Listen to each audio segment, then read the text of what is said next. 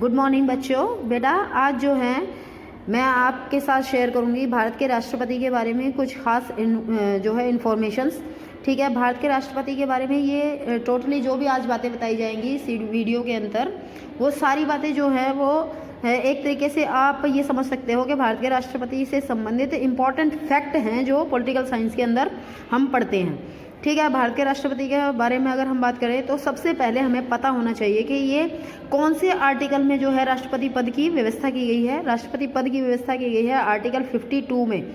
आप इसको याद कैसे रख सकते हैं, जैसे हम जो है ऐसे पढ़ते हैं 5 और 2 7।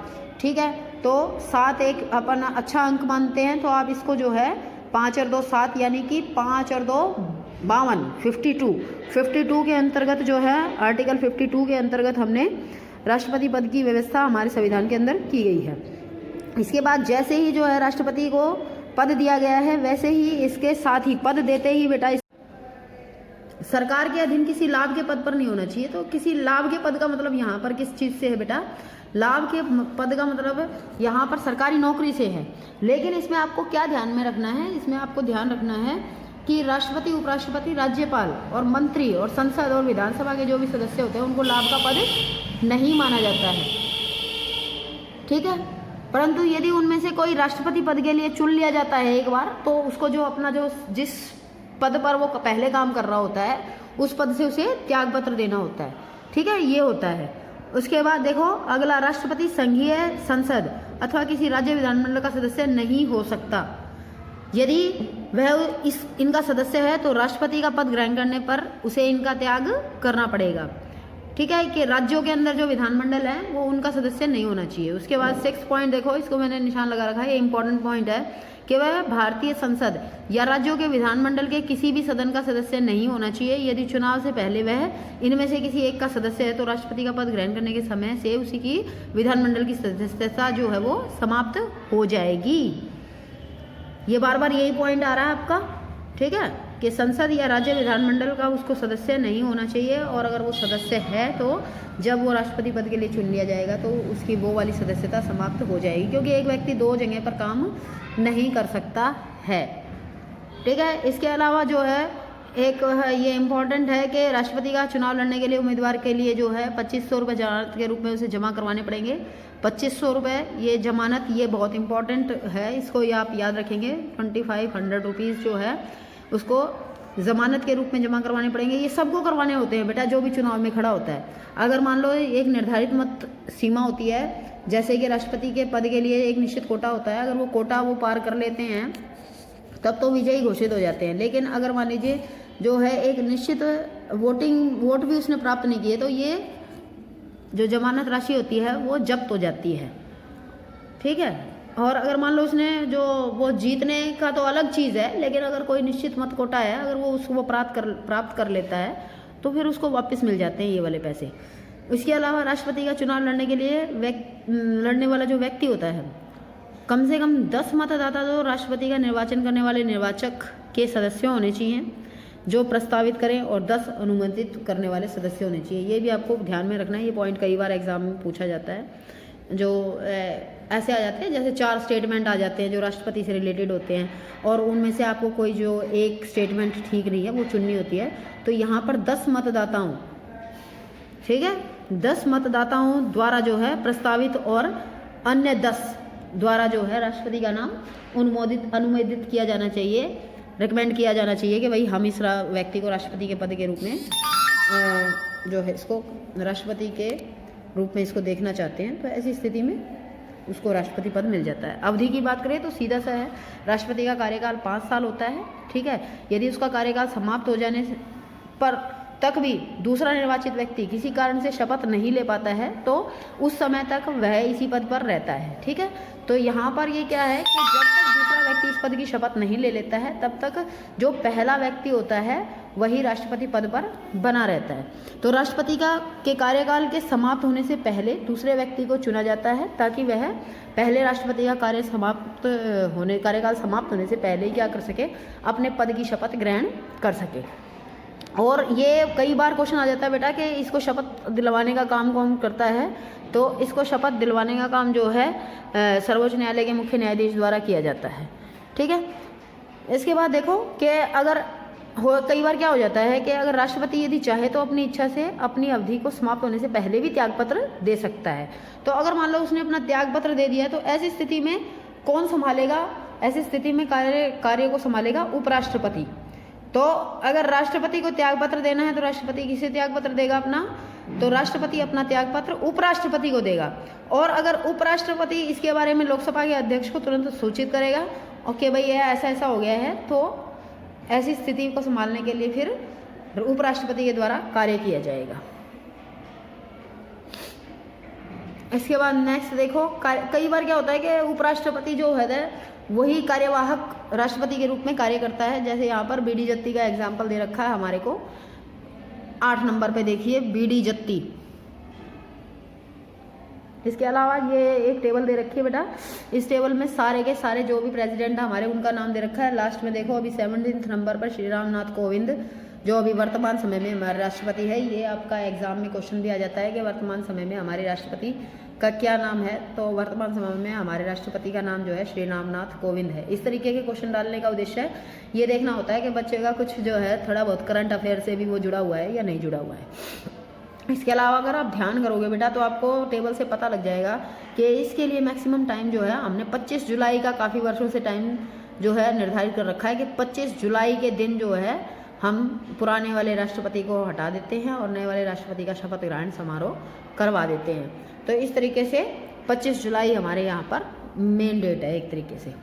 पुनः चुनाव की स्थिति कैसे उत्पन्न हो जाती है कि यहाँ पर पुनः चुनाव यानी कि री इलेक्शन का मतलब क्या है कि एक राष्ट्रपति है जो उसका 5 साल का कार्यकाल तो है, लेकिन क्या वो 5 साल के कार्यकाल के बाद दोबारा भी आ सकता है, पद पर चुना जा सकता है। तो हमारे यहाँ पर तो ये है कि हमारे यहाँ पर तो निश्चित है कि प्रथम राष्ट्रपति जो डॉक्टर राजेंद्र प्रसाद जी थे उन्होंने तीसरी बार भी चुनाव इस परंपरा को आरंभ करने के लिए नहीं लड़ा था। हमारे यहाँ पर तो मैक्सिमम टाइम 2-2 बार का ही रहा है। वैसे ऐसा कोई संवैधानिक नियम नहीं है कि जिसमें हम हमारे देश का राष्ट्रपति बार बार चुनाव ना लड़ सके, यहाँ पर ऐसा कोई नियम नहीं है। जबकि अमेरिका में एक राष्ट्रपति अधिकतम 2 बार जो है एक साथ कार्यकाल उसके हो सकते हैं। जैसे अमेरिका के अंदर 4 साल होता है बेटा, तो वो 4 साल प्लस में फिर से 4 साल, लेकिन तीसरी कार्य योजना के लिए वो चुनाव नहीं लड़ सकता है। लेकिन भारत में इस तरीके की कोई जो है कोई ऐसा कानून नहीं है। अब उत्तराधिकार की हम बात करें तो अगर मान लीजिए राष्ट्रपति ने अपने पद से त्यागपत्र दे दिया है या फिर उसे महाभियोग के द्वारा हटा दिया जाता है या फिर उसकी मृत्यु हो जाती है, तो ऐसे समय में उसका जो राष्ट्रपति पद होता है वो खाली हो जाता है। तो नए राष्ट्रपति जब तक चुने नहीं जाते हैं तब तक उसके पद का काम कौन संभालता है? उसके पद का काम संभालेंगे उपराष्ट्रपति जी, उसके पद का काम संभालेंगे, ठीक है। और यदि उपराष्ट्रपति भी अपना त्यागपत्र दे दे या उसकी भी मृत्यु हो जाए तो ऐसे समय में सर्वोच्च न्यायालय के मुख्य न्यायाधीश, और अगर सर्वोच्च न्यायालय के मुख्य न्यायाधीश को भी कुछ हो जाता है बेटा, तो ऐसी स्थिति में कोई वरिष्ठ अधिकारी जो होता है वो काम संभालता है। तो इस तरीके का प्रावधान हमारे इसके अंदर दिया गया है संविधान के अंदर। तो सर्वोच्च न्यायालय के अन्य न्यायाधीशों में से कोई वरिष्ठ अधिकारी है तो वो कार्यवाहक राष्ट्रपति के पद का कार्यभार संभालता है। इसके बाद नेक्स्ट है कि राष्ट्रपति पर महाभियोग जो है अपने आप में एक जटिल प्रक्रिया है कि महाभियोग किस तरीके से लगाया जाता है। तो महाभियोग सबसे पहले तो आप बच्चों को पता होना चाहिए कि महाभियोग आर्टिकल कौन सा है। आर्टिकल 61 में महाभियोग दिया गया है। कई बार जो है ये प्रश्न अलग अलग लेवल के एग्जाम्स में पूछा जाता है कि महाअभियोग यानी कि इम्पीचमेंट जो प्रक्रिया है, इम्पीचमेंट की प्रक्रिया, प्रोसेस ऑफ इम्पीचमेंट कौन से आर्टिकल में दिया गया है? तो उसको आर्टिकल 61 में दिया गया है। इसके क्या तरीका होता है महाअभियोग को चलाने का? महाअभियोग में क्या होता है बेटा कि संसद के जैसे 2 सदन है, आप बच्चों को सबको पता है, लोकसभा और राज्यसभा। तो किसी के भी अंदर, लोकसभा या राज्यसभा दोनों में से किसी के भी अंदर जो है महाअभियोग की प्रक्रिया को स्टार्ट किया जा सकता है। इसमें 1/4 सदस्यों के हस्ताक्षर सहित जो है इस प्रस्ताव को राष्ट्रपति के पास भेज दिया जाता है 14 डेज से पहले ही।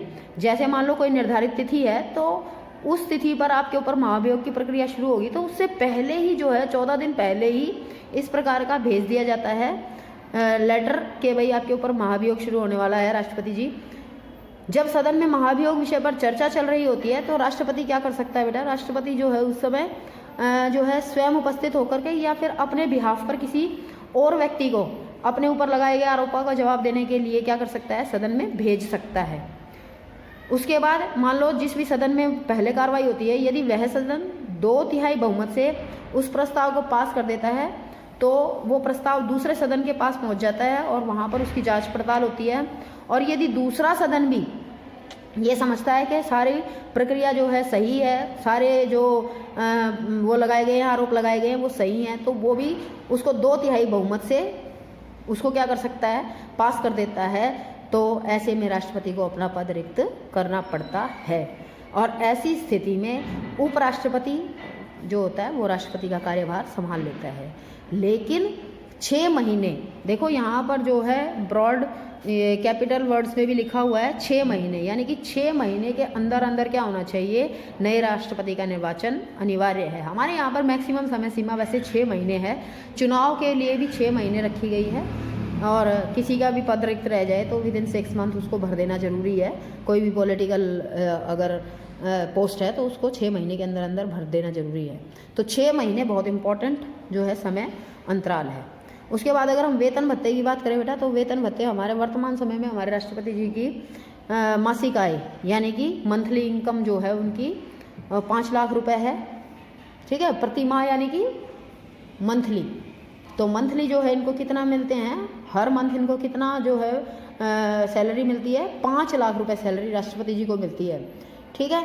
जब ये रिटायर हो जाते हैं तो जितना भी इनका मूल वेतन होता है, जैसे 5 लाख इनका जो है हम बता रहे हैं कि 5 लाख इनकी सैलरी है, तो उसका 50% यानी कि 2.5 यानी कि 2.5 लाख रुपए इनको पेंशन के रूप में मिला करेंगे, ठीक है। ये कब से बना है ये रूल, ये 2016 से रूल बना है। इसके अतिरिक्त उसे और भी कई सारे बहुत सारे उसको भत्ते और सुविधाएं मिलती हैं, ठीक है। उसके जितने भी जो वेतन वगैरह होते हैं वो सबके सब वेतन वगैरह कहाँ से मिलते हैं, उसको भारत की संचित निधि से उसको दिए जाते हैं, ठीक है। जिस पर संसद में कोई मतदान नहीं होता है, यानी कि राष्ट्रपति जो भी हो उसके कार्यकाल के दौरान जो है उसकी सैलरी में किसी प्रकार का परिवर्तन नहीं किया जाएगा और उसकी सैलरी को बेटा घटाया तो बिल्कुल भी नहीं जाता है, ठीक है। आप सब बच्चों ने राष्ट्रपति भवन का नाम सुना होगा। तो राष्ट्रपति भवन जो है बेसिकली राष्ट्रपति जी का घर ही होता है एक तरीके से। सरकार के द्वारा उनको जो है सरकारी भवन दिया जाता है जिसको राष्ट्रपति भवन के नाम से जाना जाता है, ठीक है। और उनको जब तक उनकी मृत्यु नहीं हो जाती है, जब तक वो जो है जीवन पर्यंत यानी कि जब तक उनकी मृत्यु नहीं हो जाती तब तक उनको चिकित्सा सुविधा प्रदान की जाती है सरकार की तरफ से। वो चाहें तो जिस मर्जी हॉस्पिटल में अपना इलाज करवा सकते हैं, ठीक है। राष्ट्रपति अपनी इच्छा से क्या कर सकता है, अपना ऐच्छिक वेतन समर्पण कानून 1950 के तहत जो है वो अपनी वेतन का कुछ भाग त्याग सकता है। जैसे हमारे यहाँ पर डॉक्टर राजेंद्र प्रसाद और डॉक्टर राधाकृष्णन स्वरवल्ली ने किया था कि वो केवल 2500 रुपये और नीलम संजीवा रेड्डी सिर्फ 3000 रुपये मासिक वेतन के रूप में लिया करते थे। तो राष्ट्रपति के वेतन पर ये इम्पोर्टेंट मैंने निशान लगा रखा है। जो बात इम्पोर्टेंट है कि राष्ट्रपति के वेतन जो होता है उस पर किसी प्रकार का इनकम टैक्स भी नहीं लगता है, आयकर भी उस पर नहीं लगता है, ठीक है। तो यहाँ पर जो है उसकी अगर मान लो उसकी मृत्यु हो जाती है, ठीक है, ये तो मैंने आपको बता ही दिया कि 2.5 लाख रुपए उसको मिलेंगे अगर वो जब अपना पद छोड़ देता है।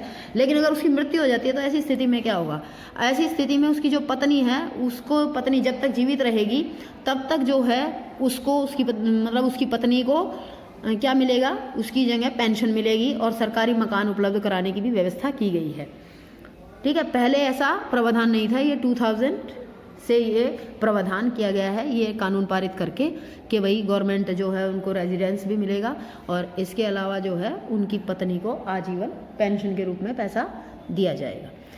तो इस विधेयक के अनुसार मान लीजिए पूर्व राष्ट्रपति को मिलने वाली पेंशन का जो आधा भाग उसकी पत्नी को आजीवन प्राप्त होता रहेगा। पहले जैसे पति को 2.5 लाख मिल रहा है तो पत्नी को फिर बाद में पत्नी को मिलेगा वो राशि। राष्ट्रपति द्वारा शपथ, ये भी बहुत बहुत इंपॉर्टेंट क्वेश्चन रहता है कि राष्ट्रपति को शपथ दिलवाने का कार्य क्यों करते हैं। कई बार ये क्वेश्चन आ जाता है बेटे। मैक्सिमम टाइम क्या होता है बेटा, ये कि ना ये जो मैंने इस वीडियो में आपको पढ़ाया है इनमें से 4 स्टेटमेंट लिखी रहती है, इनमें से कोई एक गलत स्टेटमेंट चुनो, ठीक है। तो इनमें से कौन सी बात गलत है ऐसे लिखा रहता है। तो यहाँ पर शपथ समारोह का कार्य कौन करता है, सबसे पहले तो आपको ये पता होना चाहिए कि शपथ कौन से आर्टिकल में है। आप इसको ऐसे याद कर सकते हो, शपथ 60, शपथ 60, इस तरीके से आप इसको अपने माइंड में फिट कर सकते हो कि आर्टिकल 60 के अंदर जो है इसका शपथ दिया गया है, ठीक है। शपथ यानी कि 60, ऐसे इसको अपने मन में लगा लो तो आपको कभी गलत नहीं होगा। इसकी शपथ दिलाने का कार्य कौन करता है? मैंने देखो अंडरलाइन कर रखा है, भारत के मुख्य न्यायाधीश के द्वारा जो है इसको शपथ दिलवाई जाती है। ठीक है, इनका जो है और इनको जो प्रिविलेजेस क्या क्या हैं, इनका विशेषाधिकार क्या क्या मिले हुए हैं, ये आप बच्चों को पता होने चाहिए कि उन्हें बंदी नहीं बनाया जा सकता है उनके कार्यकाल के दौरान। ठीक है, उस पर भारत के किसी भी न्यायालय में मुकदमा नहीं चलाया जा सकता है और न ही उसे किसी कार्य के लिए देश के किसी भी न्यायालय के प्रति उत्तरदायी होना पड़ता है। कि मान लीजिए उनको किसी के प्रति जो है ज़बरदस्ती क्या कहते हैं उसको, ज़बरदस्ती बेटा उनसे किसी प्रकार की गवाही वगैरह नहीं दिलवाई जा सकती है। ठीक है, और उनको ज़बरदस्ती किसी न्यायालय में पेश होने के लिए नहीं कहा जा सकता। राष्ट्रपति अपने अधिकारों तथा शक्तियों के प्रयोग के लिए किसी न्यायालय के प्रति उत्तरदायी नहीं है। राष्ट्रपति को जो है वो अपने किसी भी कार्य के लिए, वैसे तो वो खुद ही जो है राष्ट्रपति पद बहुत बड़ा होता है। ठीक है, अगर हम जो है हेड ऑफ द स्टेट बोले, हेड ऑफ द कंट्री बोले तो राष्ट्रपति को बोलते हैं। तो ऐसे समय में राष्ट्रपति जो है प्रथम नागरिक होने के नाते, महत्वपूर्ण नागरिक होने के देश का प्रथम नागरिक होने के नाते कोई काम खुद ही ऐसे नहीं करता जिसके लिए उसको न्यायालय में जाना पड़े। ठीक है, लेकिन ये इसके विशेषाधिकार है कि उसे बंदी नहीं बनाया जा सकता है, उसके ऊपर कोई मुकदमा नहीं चलाया जा सकता, उसे किसी प्रकार की ज़बरदस्ती उससे किसी प्रकार का कोई गवाही नहीं दी जा सकती, देने के लिए मजबूर नहीं किया जा सकता। इसके अलावा जो है अधिकारों और शक्तियों के प्रयोग के लिए भी वो किसी न्यायालय के प्रति बिल्कुल भी उत्तरदायी नहीं होता है। ठीक है, तो ये सभी जो है बहुत ही इम्पॉर्टेंट, जितने भी मैंने इस वीडियो में बताए सारे फैक्ट्स जो हैं राष्ट्रपति से संबंधित हैं। ठीक है, आप इसको अच्छे से पढ़ लेंगे और इसको पूरे ढंग से जो है वीडियो को देखेंगे। और अगर फिर भी आपको कुछ दिक्कत लगती है तो आप वीडियो को बार बार देख सकते हैं। एक एक चीज़ का इसमें अच्छे से मैंने किया है। जहाँ पर आपको प्रॉब्लम लग रही है वहाँ पे पॉज करके वीडियो को आराम से देखें और आराम से सुने। मेरे ख्याल से आपको बहुत अच्छा समझ में आ गया होगा। और इसकी जो है एक एक इन्फॉर्मेशन इम्पॉर्टेंट है, इसलिए प्लीज़ आप उसको पूरे ध्यान से सुने वीडियो को। और एक बार में अगर आपको कंफर्म नहीं हो रहा तो आप 2, 3, 4 बार भी इसको सुन सकते हैं, ताकि आपकी इस टॉपिक पर राष्ट्रपति से संबंधित जो भी आपके डाउट्स हो वो अच्छे से क्लियर हो सकें। Thank you all of you. खुश रहो, पढ़ते रहो। Bye bye.